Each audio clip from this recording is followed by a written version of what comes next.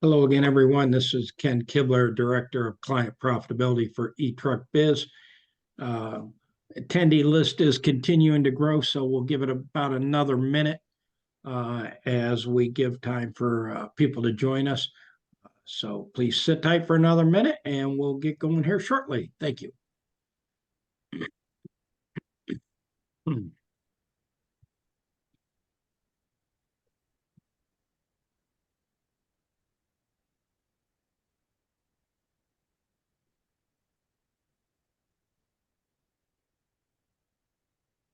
There.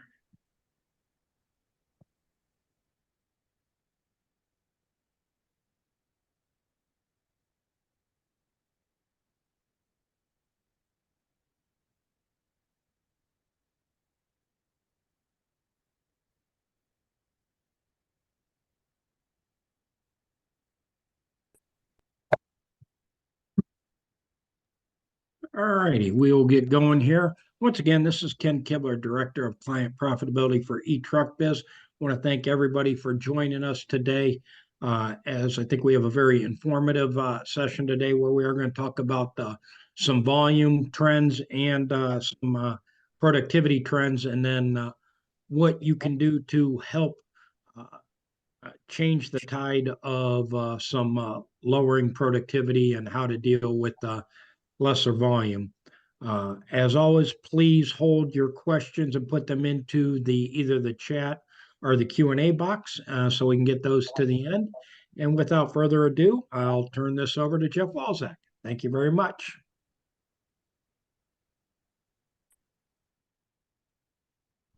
Let's see if we can get this going. There we go. As we always have to do, we want to let you know that eTruckBiz is not endorsed, sponsored, approved, or otherwise affiliated with FedEx Ground. Just calling them like we see them. We've got some things to call today, that's for sure. So as we always do every week, we start out with the volume trends. If you look at the pickups for last week, looks, it's going the wrong way, but still drifting up there as far as stops go. But if you look at the packages, look at them coming down on the trend line. That's not so good. You go to the delivery side, that's not good. Anything under that trend line for this week, we're calling it stinky. And then of course the packages are even stinkier. So as we do, we talk to hundreds of you every week, and we know that looks like the volume is not too healthy. But don't look now. But there appears to be a serious trend developing here, and it's not necessary. Yes, the volume is down under some trend lines. That's not good. We're not too used to that, right? But there's actually something else that's going on. Remember, we just saw the volume is trending lower, which we just said, right? But what is happening to the number of dispatches? So this would be you P&D folks that are on here. Is volume dropping off affecting your number of dispatches that you're making? Right, so if we look at the routes dispatched, no, looks like it's staying right on the trend line. So as we were saying, they're basically staying the same, which results in stops per dispatch taking a dive. This is no good. Why is this no good? Well, that correlates with a significant reduction in your revenue per dispatch. So your revenue per dispatch, that's the game.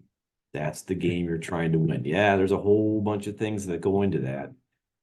But if you don't dispatch enough revenue on each one of the trucks, it means you wind up with what? Happy drivers.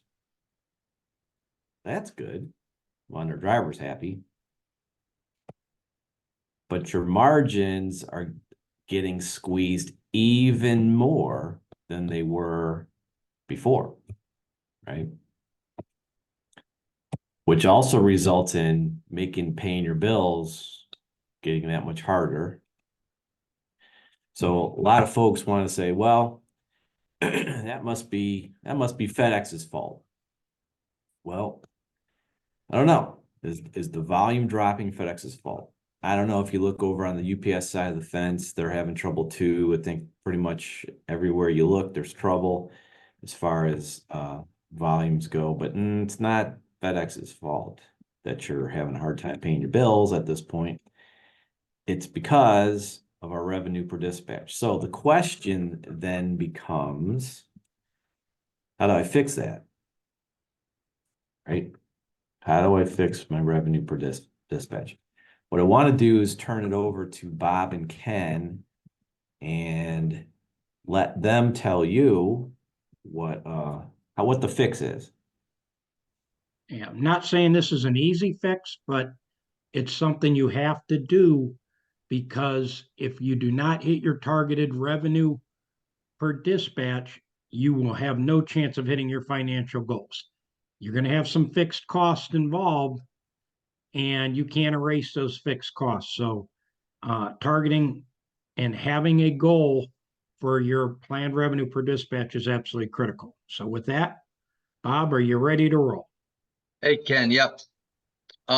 First off, this is a client that I do their DRO for every night. And where they really struggle is on Tuesdays. Tuesdays is 52 on that week, and I believe 54 the next, the following Tuesday. And then on Monday, the 5th, they were up to 82. Now their goal is 70 stops per driver day. That's what their overall goal is. That's what they've established. Because that, equals X amount of dollars on their truck, and that's what they need to achieve to keep everything as is and make money. Now, other parts of the week, they do, they're fairly close. So why is Tuesday so far off? Last night when I was doing the DRO, I called BC and we were talking about it, and he's like 9 routes. I'm like, why 9? Let's look at it with 8. If your goal is 70, and we know historically that your Tuesdays are low, then if we plan for 9, we know we're going to be low again. Let's look at 8, run 8, and if you need an extra one because you get an extra person in there, then you create a route if the volume spikes. But if you start out under goal at night doing your DRO, you're going to be under goal tomorrow.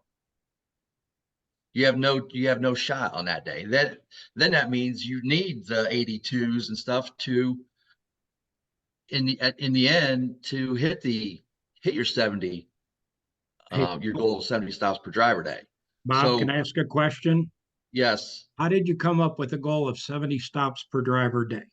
That's when I was out there 2 years ago, and we should probably update it, but I was out there 2 years ago. We sat down, figured out, their expenses, their labor, and, what type of profit they wanted to make in order to keep the company running, to be successful, and to keep adding new trucks, uniforms, whatever for the employees, benefits, higher wages.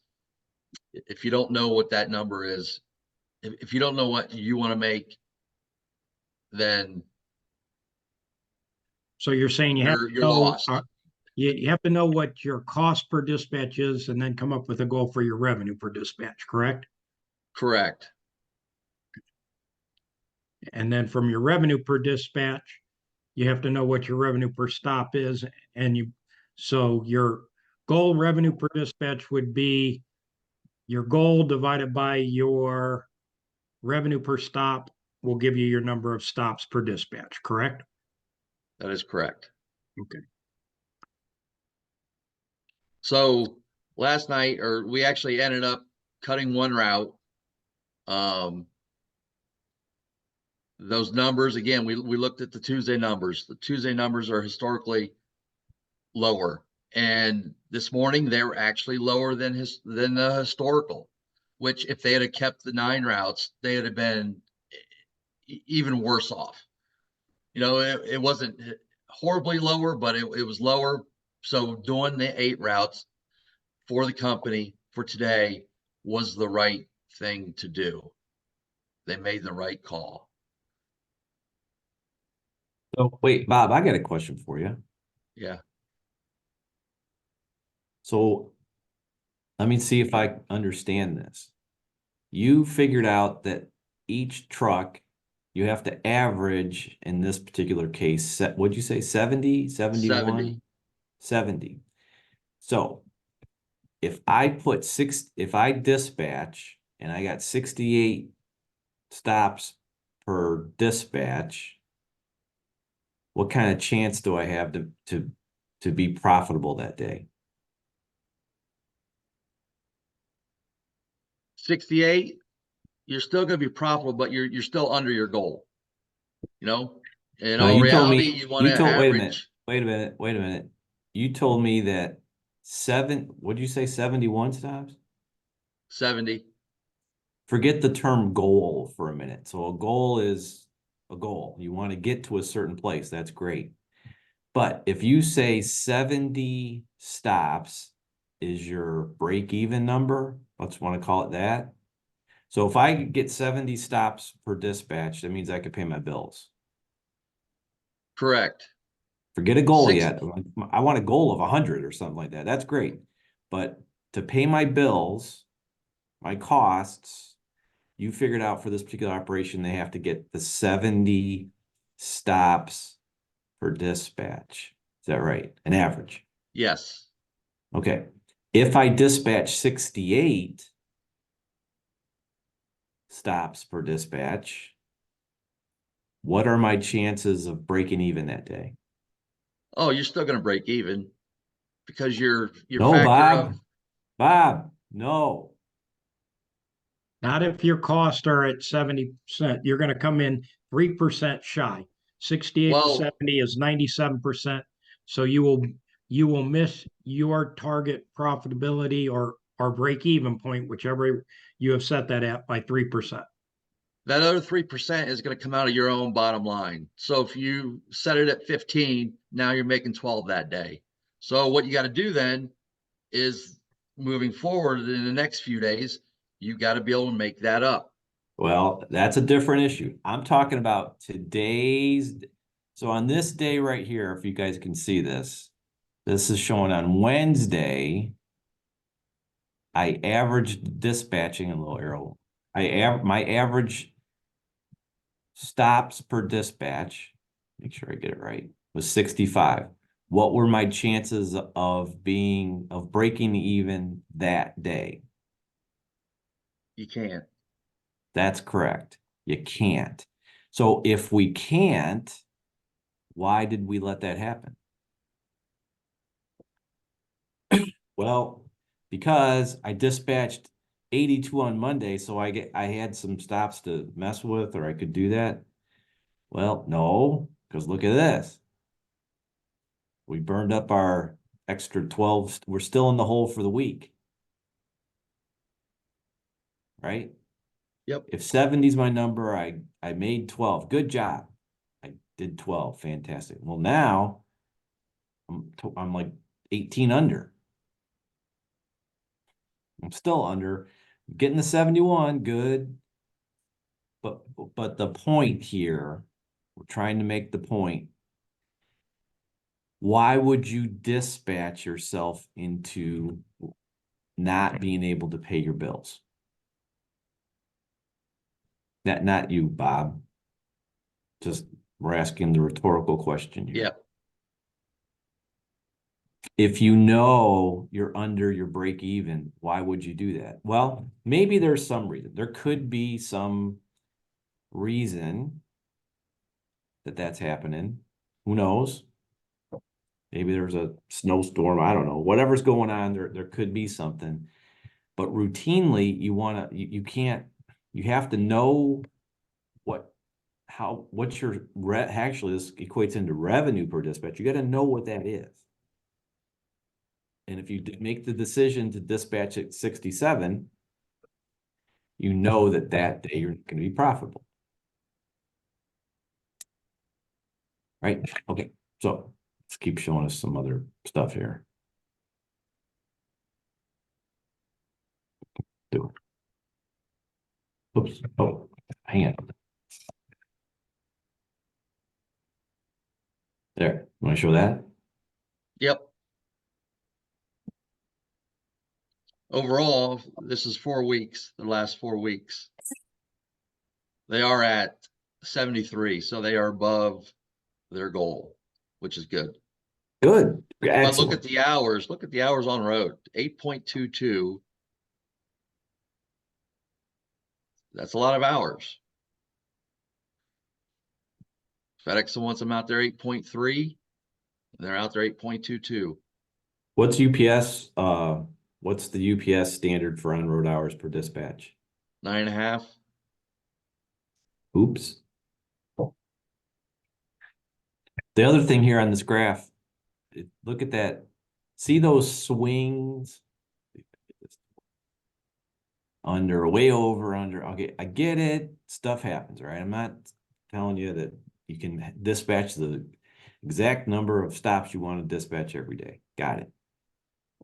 But why one day are we way down here, next day up here? What are we? I don't know what these numbers are. You're going to blocked out, but what? On these days, we can achieve that level of profitability, if you want to call it that, right? Why would we settle for this then? And you got to realize a bad day might happen, but when you have two of them, you're not going to be able to overcome that just because the way the settlement structure works, you just can't make up that much. So it's important that you look at this every single day and you take steps. If you have a bad day, I have to correct it for tomorrow. That's right. Right. And speaking of tomorrow, then, you go in, you set your DRO up at night, you get in the morning. That's when you open up the Optix app and look at the preload data. Is everything on par for where it needs to be? If it's lower, that's when you need to, okay, what do we need to do? Do we need to cut her out? Where can we cut one? So we can leave the building at or above, above our goal.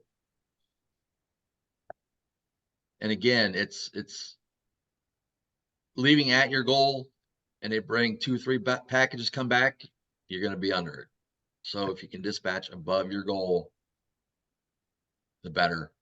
Hey, Bob, Yeah. what's easier, to cut out a route because you know the volume is under your anticipated volume, or you've got a certain plan, you want to dispatch a certain amount of trucks?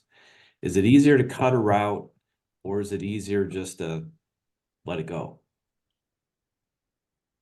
Myself, being in the Minneapolis preload, it was always easier, and we didn't have these types of tools then. It's definitely easier at night. And if you have to pull from 3 or 4 trucks to make a route, you got 3 or 4 drivers are going to love you in the morning. If you're Right, giving but to 3 or 4, they're going to hate you. So always plan heavy. And then if you have to add a route, you can pull off. So that's the best way to do it. Yep. And again, it's less handling of boxes too. But look at your trends. Follow your trends. And that kind of follows up with, I saw a chat asking if Mondays are heavy due to closures. And I think in this operation it is, because they do not have a Sunday operation there. But each one of your operations will have different trends. But it's critical that you look at your trends and then make the adjustments. As said, in this business, if they would just fix Tuesdays, they would easily, I mean, they're at 73 stops per dispatch on average, and that was with some bad Tuesdays in there. If you just address that Tuesdays, can you move it up to 75, 70? Yeah, boom. And now all of a sudden, I'm 5 to the good every week, and just 5 times 4, that's $20 per dispatch. I'm talking $4 of revenue per stop. So that's how you have to drive that profitability, or you drive that revenue per stop. And quite frankly, your contracts are figured on number of dispatches that are budgeted per week. That's how FedEx really designs your contracts.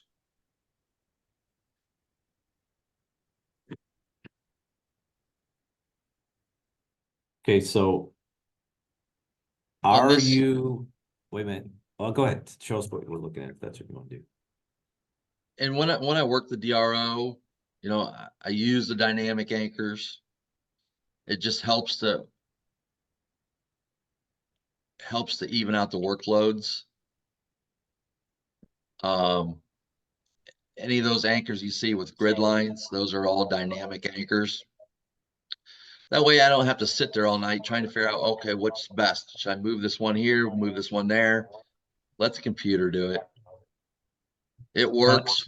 When I first started working with this company, they weren't using them at all. The drivers were used to, you know, flexing, you know, different directions, but it's worked out great because it lets the computer figure out. Once again, this kind of gets back to what we've talked about on a culture change. If you have dynamic anchors, your drivers will have some different areas on a daily basis. They can't be, well, that's not my route. That's not my route. That doesn't go on my truck. Remember, they don't have routes. They have the packages that you tender to them every day because, and it's not their truck, it's your truck. So it's important that you want to start changing that culture, understand that, you know, my route will flex and I'm going to benefit from that because that means each day I should go out with a balanced dispatch. Not one day I work 12 hours and one day I work 7 hours. So it will benefit them, but once again, it's getting back to changing that culture and driving a culture change. Sorry, boss. That's okay. And again, here, there's even more dynamic anchors in this one. But it works. And then this one anchor, you see that polygon, it's got a red one and a blue one. There's a lake right there in the middle. There's no good way to get from the north part of the lake to the south part.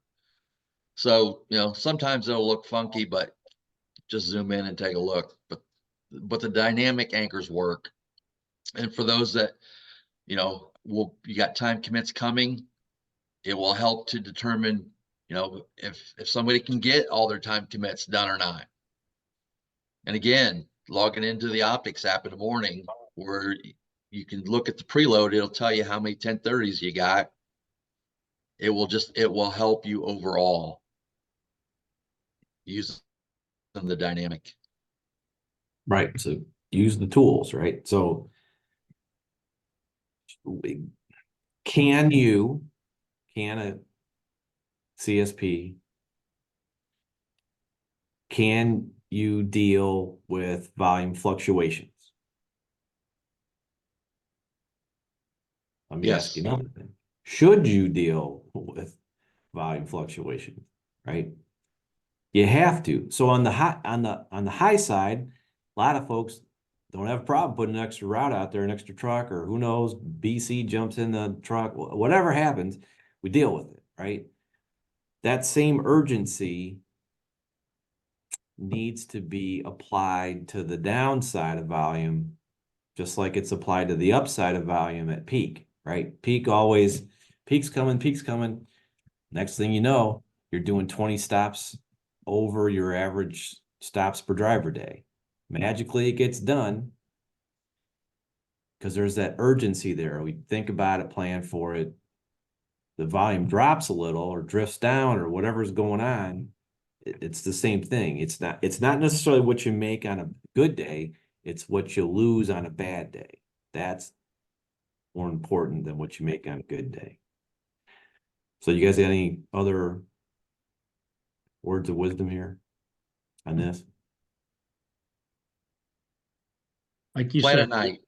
yep, plan at night and plan heavy. And as Jeff says, it's much easier to add, but you got to be able to take away as well too. And if you plan at night to take that route away, and if you end up having to add in the morning, you have to add in the morning. But you have to plan to go out above goal. Hey, and two, the dynamic anchors will, not every time, but it will overall, it will help you from trucks bulking out. You know, on a Wednesday or on a Friday, this route bulks out, another route bulks out on Tuesdays. It will help to prevent that. And if it doesn't, give me a shout. Okay, so we just wanted to point out, we saw that the disturbing trend that's going on. We want all of you guys that come on this web meeting weekly or whenever you get on here, we wanted to make sure that, you know, hey guys, something going on here, pay attention. Okay, so as you know, we're all about, so it's one thing dealing with the volume levels. That's right. That's something that has to be dealt with, but there's something else about to happen, right? And we're all about getting you ready for Network 2.0, right? So the question is, are you ready? Well, are people telling you about it? I don't know. Is FedEx telling you about it in their FedEx way? Yeah. But are they telling you exactly what you need to do or things you need to think about to get really ready to, there's things inside your business. Are they able to manage the manner, method, or means of your business? No. They're not going to tell you exactly what to do with your drivers. And there's a bunch of things they can't tell you. They can tell you what results are expected of you, but they can't tell you how to get them, right? So in response to that, your friends here at eTruckBiz, we are about to launch what we call readiness assessments. What does that mean? Readiness assessments want to know if you've thought about some things or you can answer the questions. Is your business ready in the following areas, right? Do you have marketing? Ken, do they have to get their marketing ready to go for Network 2.0? No, nope. I promise FedEx is already doing that. Do they need to get their accounts receivable ready to handle Network 2.0? No accounts receivable in this business. Do their sales staffs have to get ready to handle Network 2.0? Even though everybody sells, no, FedEx is going to handle that one as well. But there are some things that everybody is going to have to look at, right? So in the areas of your areas, CSPs, the things you need to worry about is what's going to happen inside your operations. Whoops. We just talked about this. Your corner of the world, your financial way you're going to handle 2.0. There's a financial aspect of it. You're going to have human resource issues, right? Ken just talked about changing your culture. It's not your truck. It's not the driver's truck. It's not, there's a whole, we could talk for 24 hours a day for a while on this. That's the big thing. Of course, you're going to have those areas. And of course, there's other areas affecting a successful transition to Network 2.0. So the readiness assessments are going to be kind of like here's some examples of some of the questions, right? So have you asked yourself, how do you currently pay your drivers? Well, that's easy. Why do I have to change that? Well, how do you pay them, right? Do you pay them by the package and stop and think for some reason that's a good idea? You pay them by the day?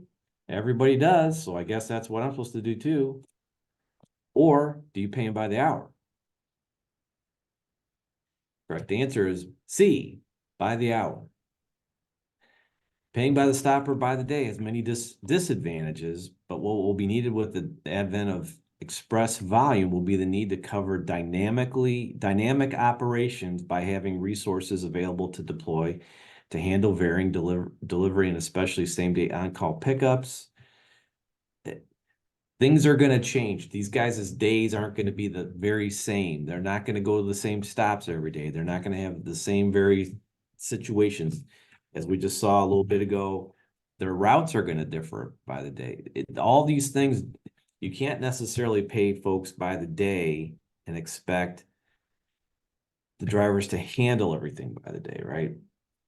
So CSPs, and what I mean is CSPs will not be able to allow drivers to get it done and go to the house as the current culture allows, right? You're going to have, in fact, if you look on your My Ground Biz, there was some instructions or a notification about how to handle drop boxes. So if you read that, I didn't bring that up there, but you can't necessarily make a deal with the drop box. It's a 4:30 pickup, but I get by here at 1 o'clock. So is it okay if I just pick up the boxes that are ready at 1 and I go on about my day so I can go home at 2 o'clock? Can you do that with the drop box? Ken, can you do that with the drop box? I don't think so. I think the Dropbox might be programmed to stop that. There might be a little problem there. Anyway, that's an example, one of the questions. Here's another one. If a driver quits tomorrow, think about this. If you have one of your drivers quit tomorrow, how many days will it take to replace them? 10 days? How many of you don't like when guys quit because you know you're going to be out in the truck for 10 days while you fix that? 5 days? 1 day. Will take you 1 day to replace somebody. Correct answer is 1 day. Are you continuously recruiting drivers? So the thing about the reason this just became a bigger issue is because you can't, you know how you put a trainee, you can get a trainee. So you get a guy and he's done by 1 o'clock every day and but he's doing 35 stops an hour. Boy, I can't ask him to do anything else. Okay, great. So you let him stay. That person quits. Then what? Well, I don't have anybody to put in there. Nobody could do 35 stops an hour. I can't do it. You're gonna have to have folks backed up because the urgency of time definites and especially same day on call pickups and all kinds of that stuff. You're not going to be able to just, as we say, train a new guy. Well, he's got to come up to speed. You're going to have folks that are up to speed to make these replacements. It's not just finding somebody and then training them and eventually they'll get around to the 35 stop an hour guy or whatever it is. You're going to have 35 stop an hour guys to step in because you're going to start missing time definites and when you miss time definites, you miss one, it's a hell of a lot bigger percent of the time definite local service standard than it is by missing 10 or 15 other stops. You're not going to have the leeway to train folks like we had in the past, right? So now I hear people, I would hear a bunch of people, well, FedEx doesn't pay us for that. Oh, well, in a lot of ways, your revenue is going to increase significantly as these time definites come over. Part of what you're going to need to spend some of that revenue on is continuously training or continuously recruiting and training. Again, a different way of thinking about this. Okay. Are you ready for that? Are you doing this right now? Are you trying to do this right now? Do you have a plan to continuously recruit? I don't know. If you don't, there's one more thing. But if you are, that's good because you'll do well in the new environment. Another question, are your drivers able to routinely punch in and out on a system that is completely independent from any FedEx time or attendance data systems? And is this system not dependent on a login to record time punches? So here's the answers. Yes, my drivers can punch in and punch out. B, Sometimes they do it. See, oh, I just use the WSW in a spreadsheet. If I ever get audited, I'll go back and fix it. What do you think the correct answer is there, Merv? I'm going to go with A. A? Let's see. Oh, good job, A. Yes. Lucky I Well kept run. What? lucky I kept my cheat sheet. Right. Well-run operations with solid leadership and communication practices are able to get their drivers to perform routine tasks routinely. If a CSP cannot even get its drivers to do things like this, then they will continuously struggle to get drivers to conform to a more complex operation, right? So if it can't, we don't want to say, if you can't punch in and out, how in the world are we going to get them to get to the 10:30s by 10:30, the noons by noon, and so on and so forth, right? Let's just get them to punch in and punch out. That would be good. Okay. Actually, I missed one of the slides. So anyways, look for a much more in-depth.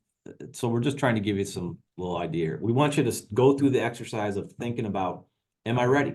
Do I have systems and processes in place that are consistent with and correlate with what's going to be needed on the doing time definite stops?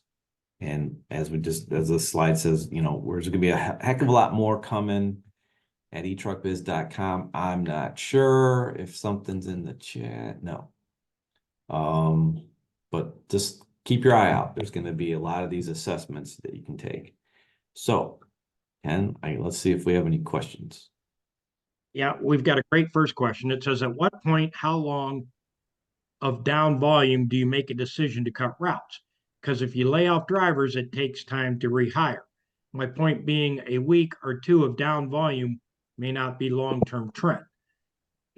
What is critical is, rather than laying people off, can you get people to volunteer to take a day off here or there? If you've got 15 routes, I guarantee you could probably find a driver to take off a day here or there, and a lot of people have drivers working 6 days a week. And that, when you have drivers working 6 days a week, chances are you have a call off problem because they've learned how to pay their bills on 5 days. 6 days is just a bonus and that goes in their pocket, but chances are they can call off and they can make their bills pay. So you're better off to ask, look at the volume, plan the routes accordingly, and ask for people to take time off. And you're actually better off, even if you have to pay somebody to be on call and, and say, hey, I might need you, but you're on call, you pay them $20 or $30 to be on call. And they come in, then they make their normal rate pay, their hourly rate. But you can't wait too long to dispatch the right number of trucks. You have to react every day. As I said, if you miss your goal 2 days in a row, you're not going to make it for the week just because the high end isn't there. If your goal is 75 and you dispatch at 70 and then 65, you're not going to hit 80 and 85 to make that up. It's just not going to happen. Yes, you don't want to lay people off, but you're better off asking for volunteers to take a day off here and take a day off there and spread it across the time period. Okay. So anything to add to that, Jeff or Bob? Yeah, you don't want to have to lay people off. And if you can use the volunteer system to try to get some folks to take a day or two off here and there and maybe get through a rough patch, that's bad. But let's say it is a month. Let's say it is 2 months or something like that. God forbid that happens. Keeping the folks on while you hope the revenue or the volume comes back ends up. What would happen if you did that? If you start dispatching under what you need to pay your bills, then eventually you can't pay your bills like at all. So, I mean, no, that's not cool. And no one wants that situation. But at some point, you've got to make some very tough decisions as a business owner that you don't have the revenue to support that person anymore. Sorry. Now, let's say the day after you let somebody go, volume comes back. Well, I hope so. Let's hope so. But you're going to go out of business hoping the volume comes back. You can't do that. You're going to have to look at it every single day, like we were just talking about. And you'll see. You ask, certain folks if they want to go home, or maybe somebody doesn't want to come in. That'll happen. They don't want to be there anyway. What's the first thing they want to do when they get into the morning? Go home. They want to go home. You won't have a problem doing that. Now I get it. You want to keep the good folks and stuff. Yes, that's true. But at some point you're gonna have to, if it keeps up, you gotta make some decisions. Not easy. That's for sure. Next one kind of rolls in it. It says our terminal, we can't cut out a route because they won't rescan to the other routes. So we can't do much about it in the morning when routes show up less in the morning. We are able to cut a route before when numbers didn't show up, but now they change it on us. That's why you want to plan for the night before. It's easier to add a route than it is to cut a route. And if the terminal won't scan it for you, they should still give you a scanner and you could still do the transfer scans. Bob, anything that you can add to that? There is also, always using code 79 in route transfer. But yeah, come on, terminal, work with us. We need to cut her out because didn't get the volume in as expected. Please scan them for us. We'd appreciate it very much. Because and you communicate with the station, say, hey, I planned heavy, and you guys, you didn't have loads come in. I've got a driver that wants to take off. I need your help, because I am here to make money. You do not have to feel guilty about wanting to make money, and that needs to be communicated with the station as well. So, next question. My guess is the reason routes are set up with knowing it's not going to break even is that they can't risk losing a driver that needs the wage, and the cost is greater than having no drivers or routes. Is the cost greater to have a dip below or cutting guys to not get the hours, or how many standby guys, gals do you recommend per routes? 20 routes, do you recommend 2 to 3 or 1 to 5? Thanks. Just trying to understand. Great question. That's where I think the use of part-time employees also comes into play. And by part-time, it doesn't mean they can only work 5 hours a day, because we got enough full-time employees that think they should only work 5 hours a day. But what you want is somebody who might only want to work 2 or 3 days a week, and you have several of those people, and they make up, I would say, at least 10% of your workforce. If you can get it to 20, fantastic. Because those people are not counting on that income to put bread on the table. If they have to work 5 days, maybe they can do it, but chances are they're set to work 2 or 3 days a week.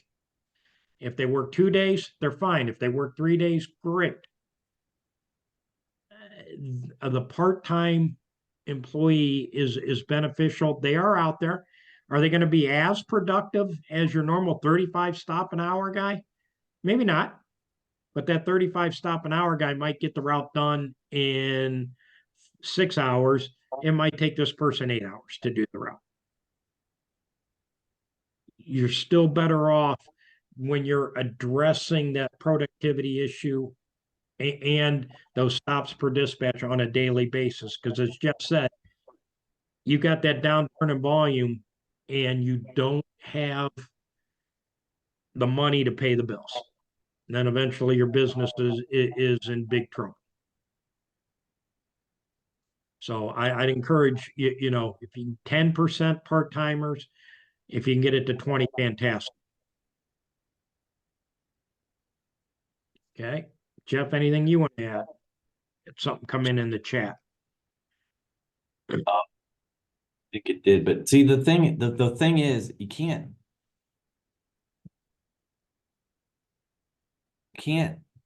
yes, there's reasons things happen. You do things there's reason. Well, this guy this guy that, and just whatever the reasons and excuses are, got it, for sure. It took me a long time to learn that, or to understand this. Well, back in our hub days in Toledo there, Ken, I remember them well.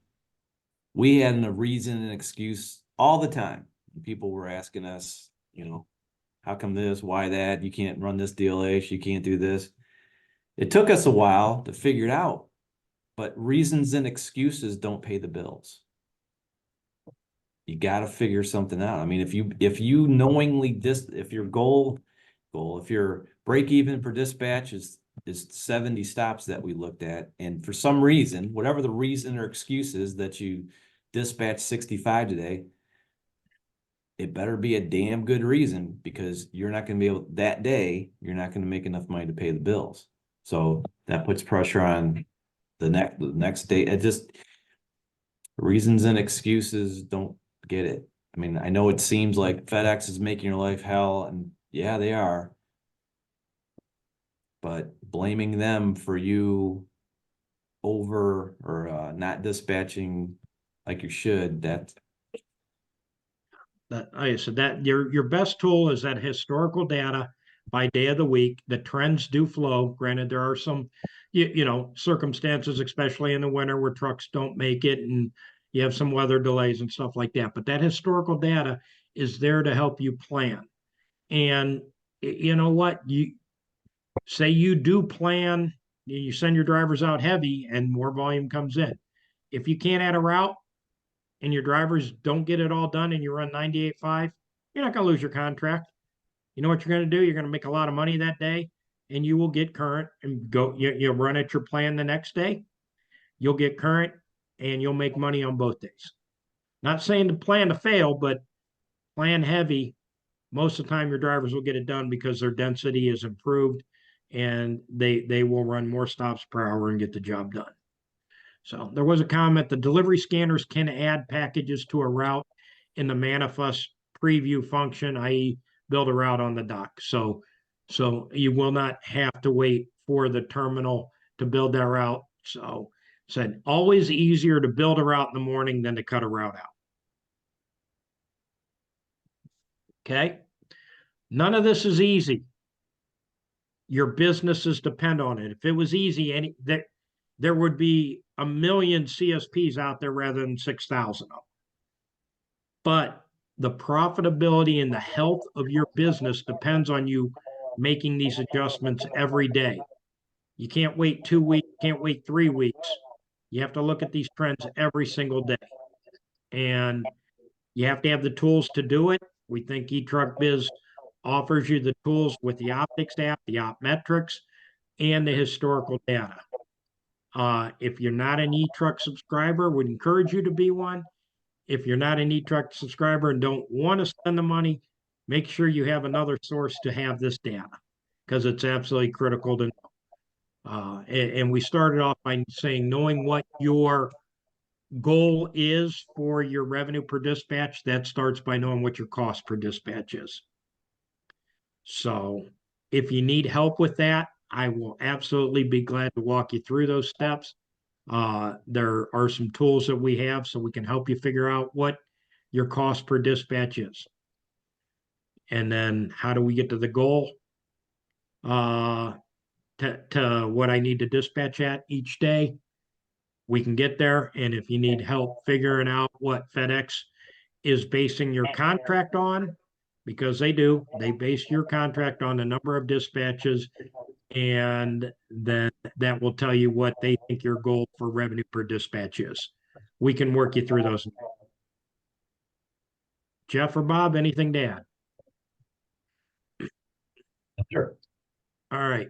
So we're going to continue on this path next week again, helping you get ready for Network 2.0, because it is a challenge. No doubt about it. The people that have moved into that space have done pretty well. Doesn't mean there weren't some bumps and bruises along the way.